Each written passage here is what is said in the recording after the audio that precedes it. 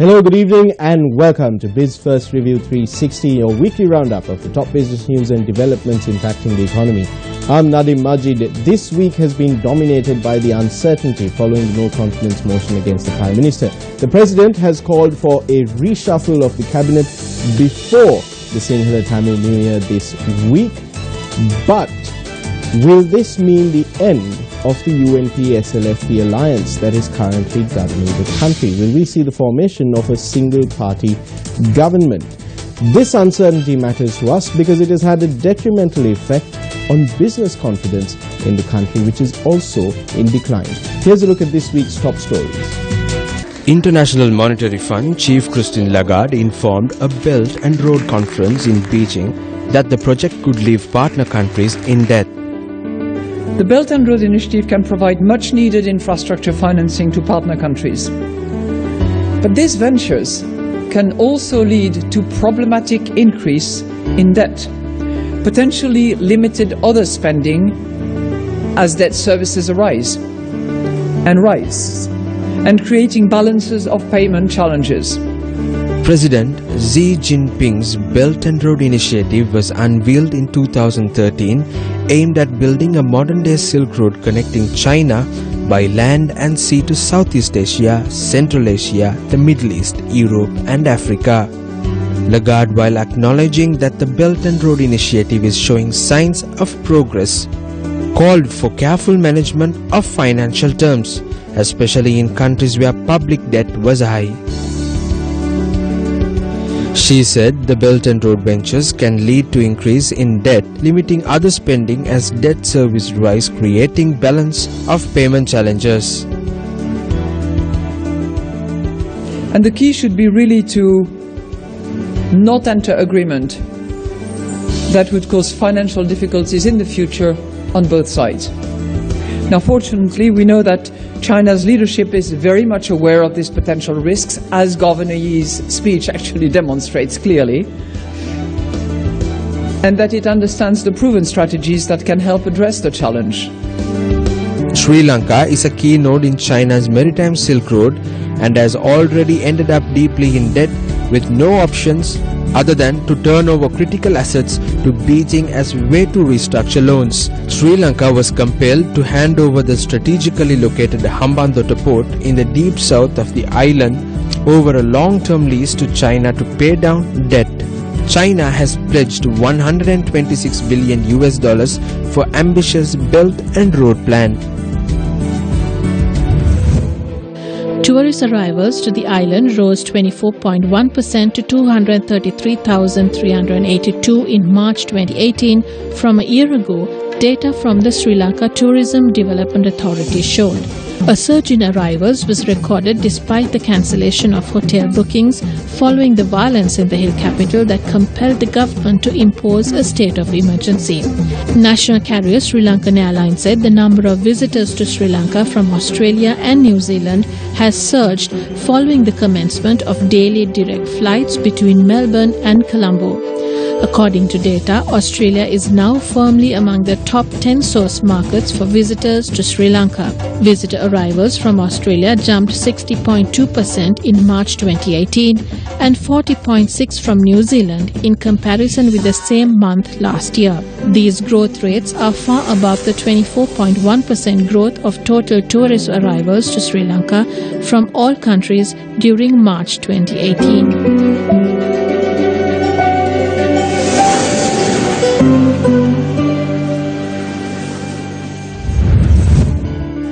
The Finance Ministry said Sri Lanka's Companies Act will be amended to maintain a register of shareholders owning more than 25% of a company as part of strengthening anti-money laundering laws to global standards. The Ministry of Finance and Mass Media in a statement said the move has been misrepresented by some, claiming that the amendment of the Companies Act will allow the government to share information of people having 25% of shares in public limited companies with law enforcement agencies. The statement said according to rules approved by the Cabinet, a company will have to file personal details of shareholders who own more than 25% of a company at the Registrar of Companies along with annual returns. The Asian Development Bank raised its 2018 economic growth estimate for developing Asia to 6.0% from 5.8%, citing solid export demand, but said US protectionist measures and any retaliation against them could undermine trade. Growth in developing Asia would only ease slightly to 5.9% in 2019, the bank said in its 2018 Asian Development Outlook released on Wednesday. Strong external and domestic demand helped economies in the region expand by an average of 6.1% last year. While protectionist trade measures by the United States so far this year have yet to dent trade flows to and from Asia, the risks are there, the Manila-based institution said. Stay with us. On the other side of this break, we'll be joined by former Deputy Governor of the Central Bank of Sri Lanka, Dr. W.A. Wijewardena, to talk about business confidence in the future of the economy. Welcome back to the program. This week, our producer, Charita Fernando, sat down with Dr. W.A. Wijewardena, former Deputy Governor of the Central Bank of Sri Lanka and celebrated educator, to talk about the decline in business confidence and the lack of stability and how it will impact the economy moving forward. Thank you, Dr. Wijewardena, for joining BizFirst Review 360. Let's go back a couple of weeks when the no confidence motion was submitted in Parliament. There's this sense of a renewed instability in Parliament as well as the political arena. How does this weigh in on the economy? Well, of course, Charita, any instability in the political environment has some very bad influence on the economic sentiments of the people. Already it has been shown by the business confidence index that has been computed by this LMD and Nielsen Group. The private businessmen have seen that they have lost the confidence about the future of Sri Lanka's economy. Only 11% of the people who have been interviewed have said that they expect something to improve, but the rest of the crowd has already said that they have a very gloomy picture about the future. So political instability is something that we have to be worried about, and unless we are able to bring stability back to the country, we may not expect to get this high investments for a long-term period. So that's the critical issue which Sri Lanka is facing today. Now we have seen some positive signals. When you look at the export sector, exports have done well. They continue to do well. Then inflation is at manageable levels. The BOI said recently that investments is going up. In this backdrop, how unfortunate is the political instability? That's the reason. I mean, central bank has, with great difficulty, Charita, brought macroeconomic stability to Sri Lanka by reducing the inflation rate below 4% now. And also, central bank had done a great deal of work to reduce its exposure to government, its lending to the government. But of course, in the last 2 weeks period, the trend has reversed now. For example, the central bank's holding of treasury bills has gone up from about, say, 10 billion rupees to 77 billion rupees within the last 5 or 6 day period.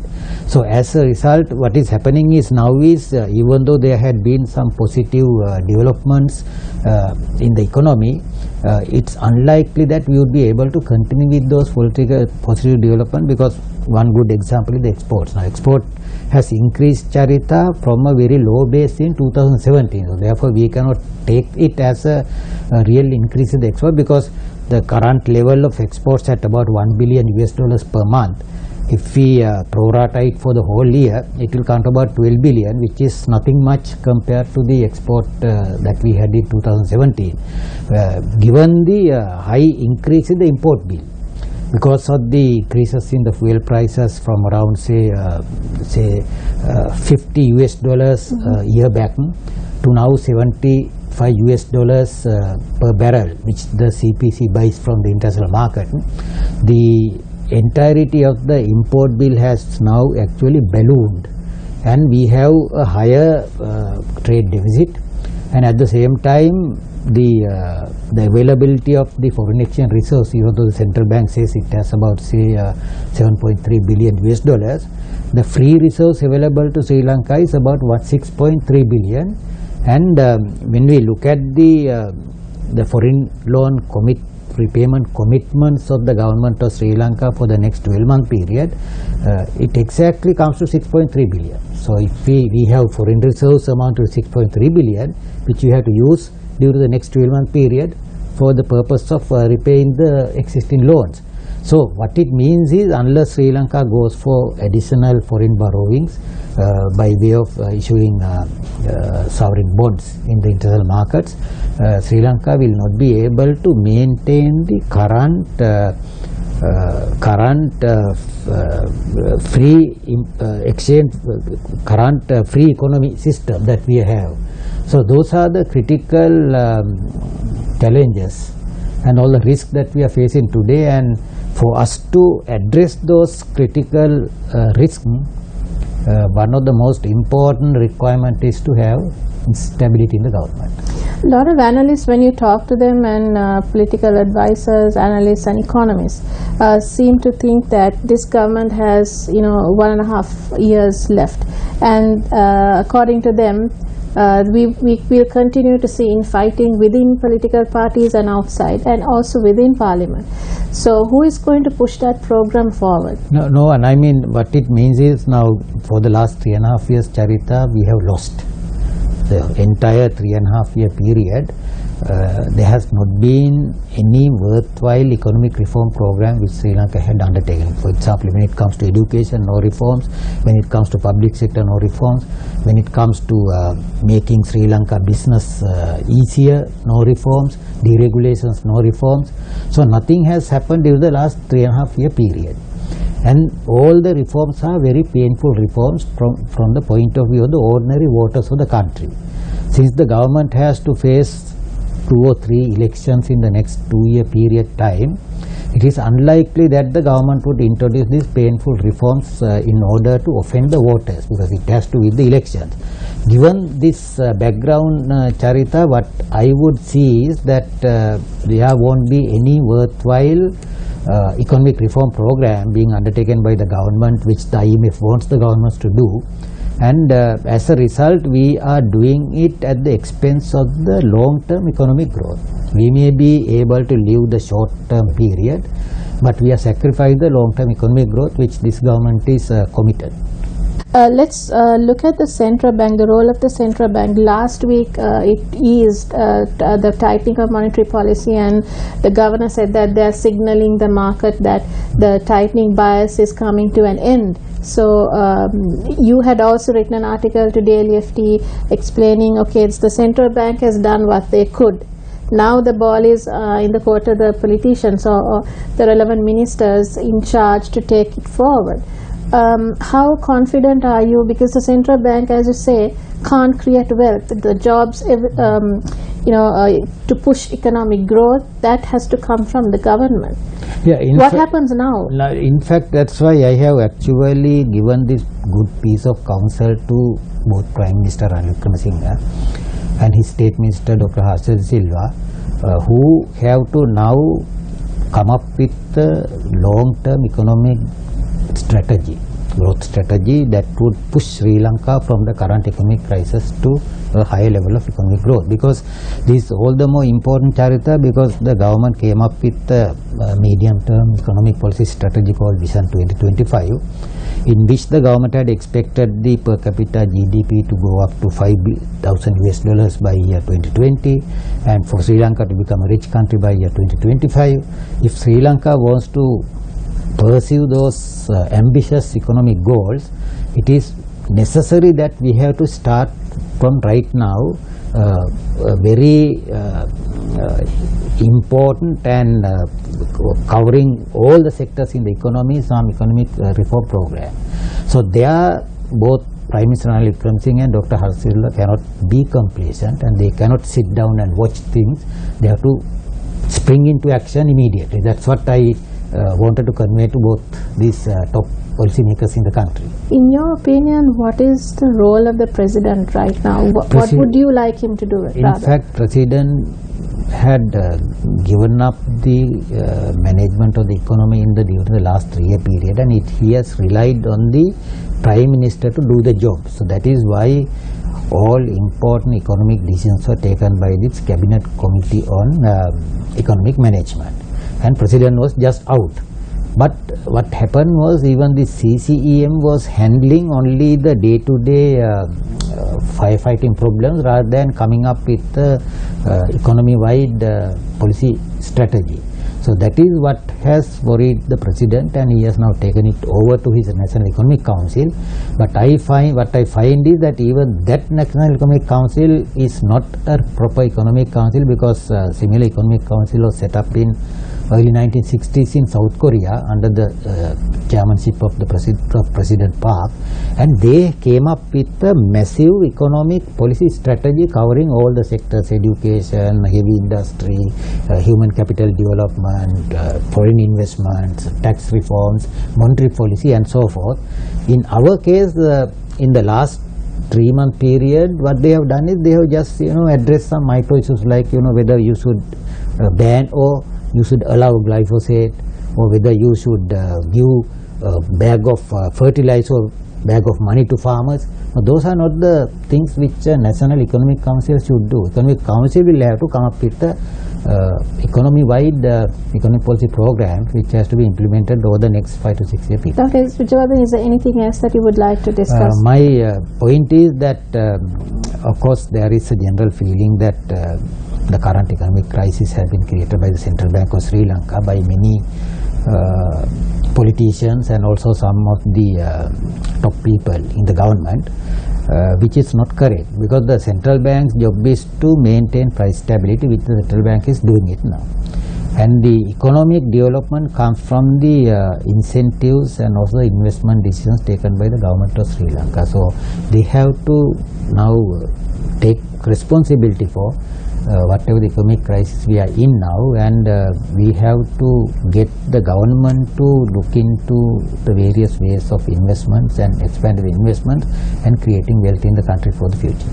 My final question, do you think it was a good move by the President to move the central bank under the treasury? Yes, in fact that it would have been done right at the beginning, because remember when it was done in January 2015, in January itself I wrote to the Daily FT under this weekly column that I write, that it's legally as well as operationally unworkable, because the Minister of Finance is the person who has been named by name in the legislations governing the central bank and the banking system, and when the Prime Minister is holding on to the operational powers, there has been a conflict of interest. So it's a good move that he has done it, but of course it's too late now.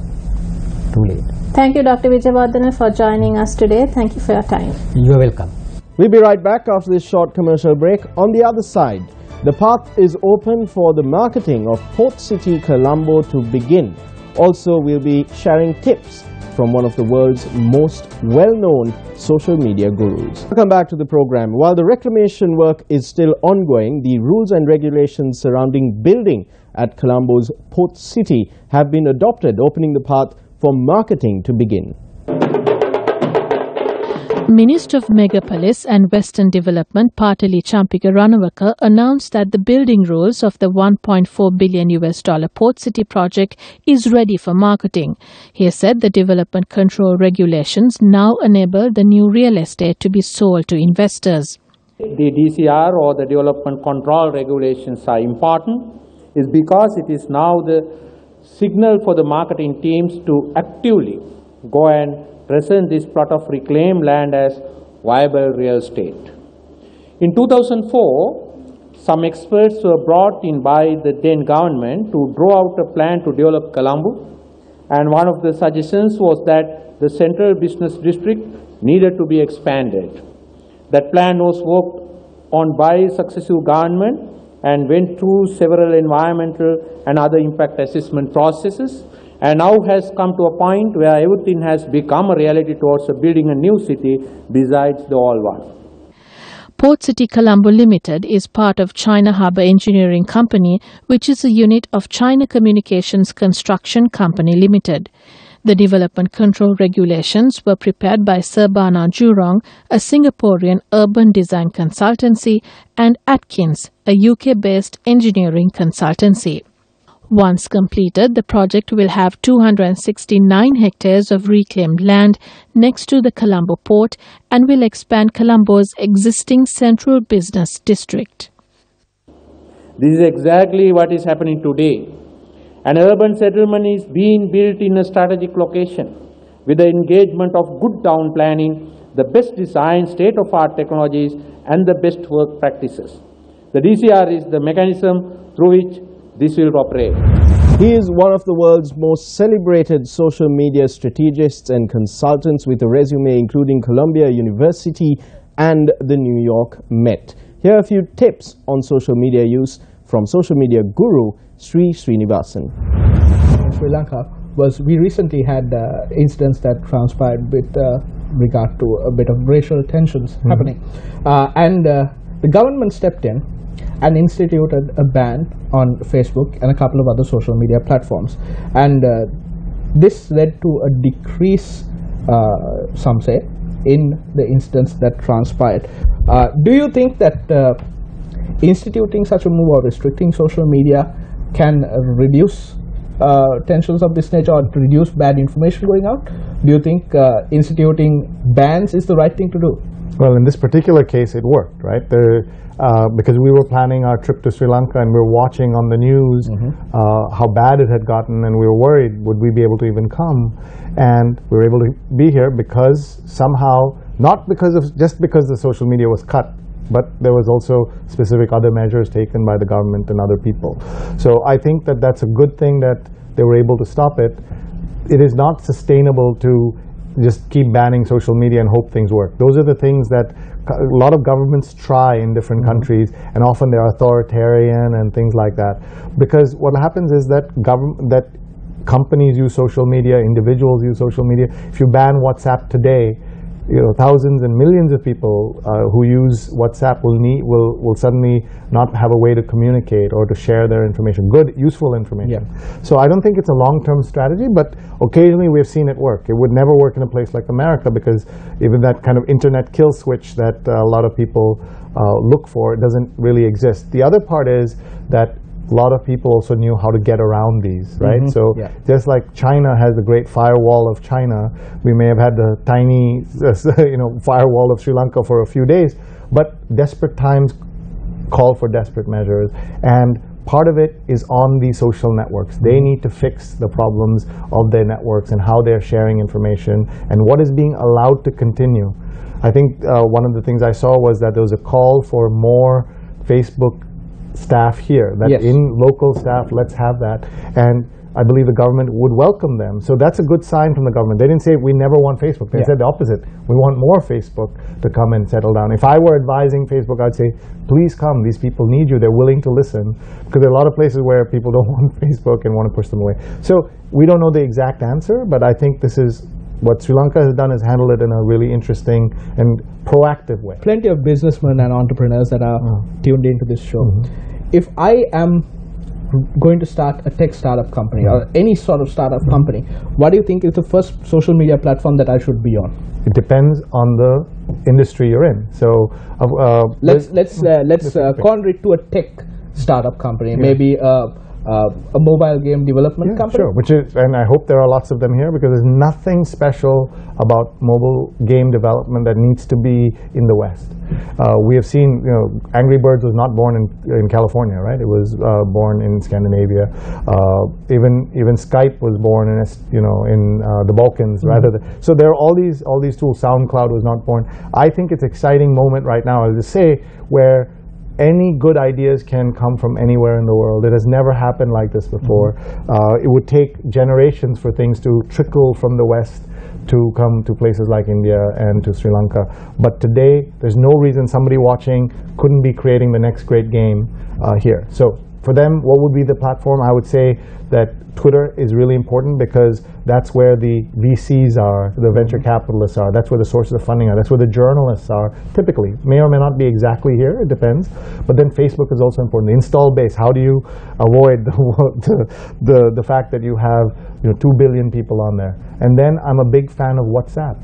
In a world where everyone's doing broadcasting, WhatsApp allows you to do targeted smaller groups. And if your cousin's really stupid jokes that can go viral, why not your app, right? So what does it mean? You're going to be successful not because of the platform you advertise on, but the quality of the product. So the quality of the product outweighs the platform? Absolutely, because if people love the product, you will find a way to find an audience. I'll give you an example. I taught entrepreneurship with a gentleman named Ken Lehrer in New York. He's one of the most successful VCs. And by the way, what I found how he works versus the way the VCs, I don't know any Sri Lankan VCs, but in India, so what he does is he does 50 plus bets a year, 57 bets a year. He bets, not millions of dollars, but $50,000, $20,000, like a game, like he bets on all of them. And then only wants 1 or 2 to succeed. The problem with Indian VCs is they want 1-to-1. Like if they put 1 lakh rupees, they want 1 lakh rupees to be successful on it. And that is not how, this is not, they don't understand this. I hope it's different in Sri Lanka, but it should be different and should be more like my friend Ken. And it's really about the quality of what you do. So he had invested in somebody in my class asked him, so what is your favorite investment in the last 6 months? And he said, we invested in something called GroupMe, which was at that time a conference calling device, one of these conference calling companies. And he had been bought just very recently by Microsoft for millions of dollars. And they asked him, but how will that ever make any money? And he said, that's not the question I ask. The revenue part is the least important in my book. The 3 things I look for: number 1, the team. I'm investing in the people rather than in anything else. 2, does the product work? I mean, does it actually work? As opposed to, I have a theory and I can do this, and we have this term, called MVP, which is minimal viable product. Minimal viable product. That means, does it work? Can I just, don't tell me how great it is, show me, right? Show, don't tell is what we say. And then the third is, does it have users who love the product so much they will tell everybody? And that's what they can do. Once it works, you go on and then they'll put it on WhatsApp or they'll put it on, and please play this with me, right? So like I have seen this happen. Out of Calcutta came, in the very early days of Facebook, there was a game called Scrabulous, which was a game for like a Scrabble word game. And it was the most successful game on Facebook for a long time. And it was started by 2 brothers in Calcutta. And so what I would say to anybody watching, and I do a lot of work with startups, just really focus on the product and making it work. Don't worry about the money, and all of that will come. But if you don't have a product, no amount of advertising, no amount of revenue, theoretical revenue is going to work. Just focus on that and really focus on the impact. And when I teach, we also talk about when you're building a digital product or an app, there are 3 words we like to use: simple, useful, delightful. Simple, useful, delightful. Typically people try to cram all their ideas into one. Instead of simple, they make it really complicated. Make it something that people will love, people will use. What people are shocked to hear, that something like Facebook never advertised on TV. Something like Google never advertised on TV till many, many years later. How can we learn that for our own products? If I've got a startup, don't worry about where I'm advertising. Get it to work. What is the best tip that you can give to our viewers with regard to using social media? Wow, that's a lot. I make a living giving lots of tips. So if I had to pick one thing, I would say that what's common sense in real life is common sense in social media. Meaning there's no special magic formula or anything. Just be yourself. Be whatever mother taught you about how to behave online, not about online. Your mother taught you about how to behave in life is also what you should do online. If you think about, like, maybe do all the opposite of whatever the President of the United States is doing. Like, he's doing all the things that I'm sure even his mother said: be nice to people, be honest. All of these things he's doing the opposite, and maybe you should do the opposite of that, and then you'll be successful.